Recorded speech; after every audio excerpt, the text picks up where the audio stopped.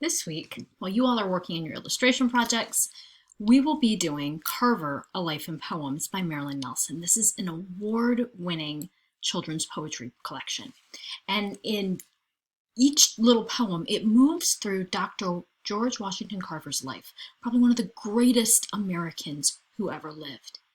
These poems are like snapshots of things that he did, people he knew, experiences that changed the world, all in the life of one man.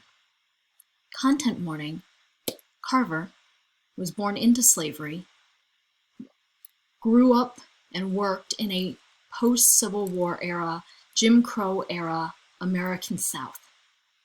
And in doing that, he faced incredible prejudice, he witnessed violence, racial hatred, and that language and those situations come up in this text because they were historical realities in Carver's life. So be aware of this, and it's also something that you would have to think about when navigating this in a classroom with students, is how do you deal with that language? How do you deal with the reality of the situations in Nelson's book? In the first place I would start is with Nelson herself.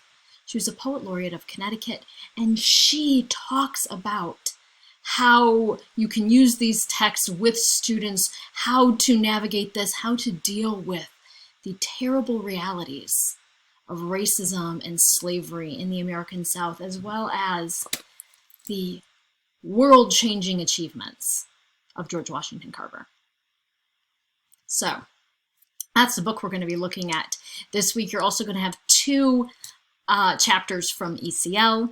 Know those definitions because those are going to help in analyzing this. We're going to be using some of them in class. And finally, I'm going to go through how do you make a unit out of a book like this, because this book touches on literature, history, science. So what are different assignments you could come up with around a book like this to create a unit for a class? And this week is going to be about experiencing that unit, because at the end of the class, you all are going to be making your own units for your own book or books. So look forward to going on this journey with you through one of my favorite poetry collections of all times. Adults, kids, doesn't matter. Carver takes the cake.